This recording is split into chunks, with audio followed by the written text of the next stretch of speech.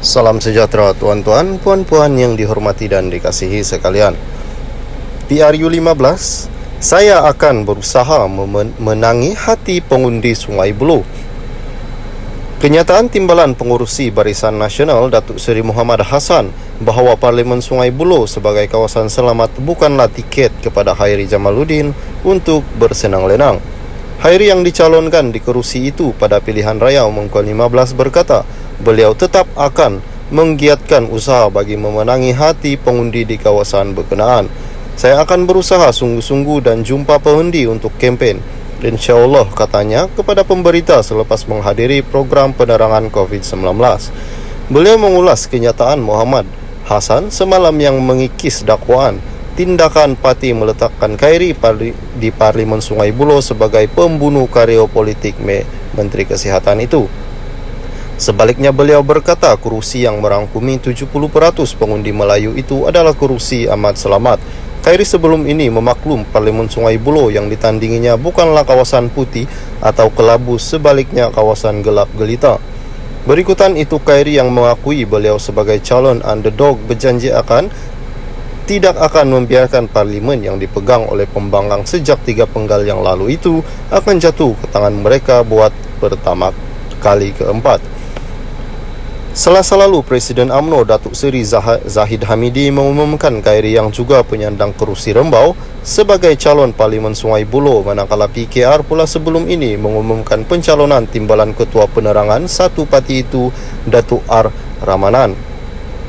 Pakatan Nasional juga mengumumkan wakil gabungan daripada PAS Muhammad Ghazali, Muhammad Hamin sebagai calon. Sebelum ini, Sungai Buloh adalah kerusi campuran yang disandang R. Sivarasa dan dari PKR sejak 2008. PRU 14 dalam saingan P107 Sungai Buloh, Sivarasa meraih 43,631 undi, menewaskan Nurida dari PAS yang memperoleh 977,000 undi dan Prakash Ro mewakili BN 16,681 dan Zainul Rizam Muharam dari Parti Sosialis Malaysia 642. Secara tradisi, Sungai Buloh ditandingi oleh MIC, namun parti itu turut kalah pada PKR 3 penggal berturut-turut. Dalam pada itu, pengulas mengenai kenyataan timbalan Presiden PKR, Rafizi Ramli, bahawa Khairi tetap dikerat oleh Ahmad Zahid walaupun menangi kerusi berkenaan. Beliau mengucapkan terima kasih kepada pemimpin kanan parti pembangkang itu kerana prihatin dengan kerjaya politiknya. Terima kasih kepada kawan baik yang prihatin mengenai masa depan kerjaya saya. InsyaAllah, fokus saya sekarang nak tenangkan Sungai Buloh, itu jadi tumpuan saya. Penerimaan Alhamdulillah baik, tapi kita kena sentiasa ingat, ini kawasan yang kita kalah majoriti kurang 26,000 undi, jadi bukanlah satu kawasan yang mudah, bukan satu kempen yang mudah, jadi kita kena kerja kuat, katanya. Ketika ditanya adakah kenyataan yang dikeluarkan oleh Rafizi itu hanyalah sebagai satu perang psikologi untuk mematahkan semangatnya sebagai underdog, Khairi enggan mengulas lanjut. Susahlah nak cakap kawan saya ni, dia kawan baik saya, katanya.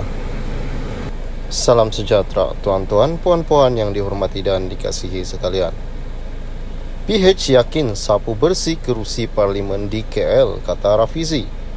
Pakatan Harapan yakin mampu menyapu 11 kerusi parlimen di wilayah persekutuan selain 19 daripada 22 kerusi di Selangor PRU 15 ini.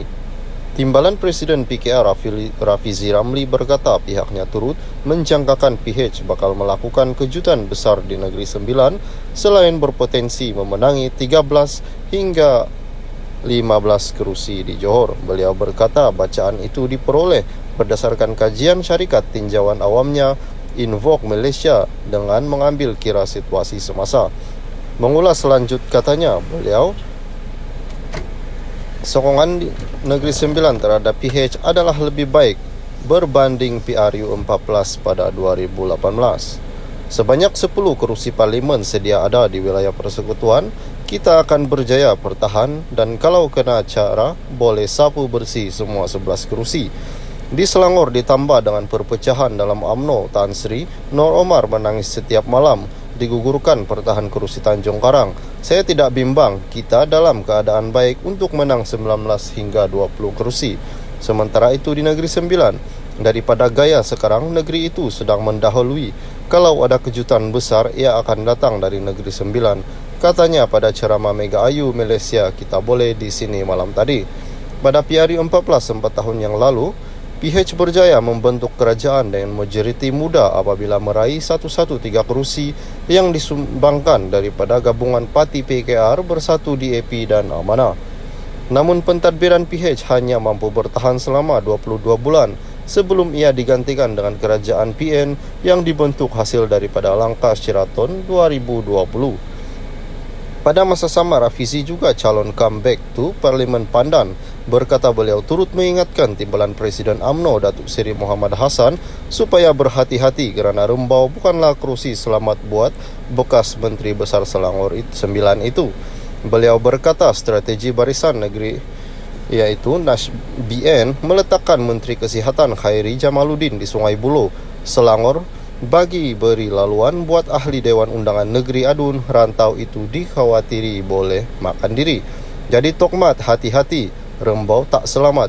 Yang paling sedih untuk Tokmat kalau campak KJ ke Sungai Buloh, dia ingat dia selamat, dia kalah kat Rembau, katanya.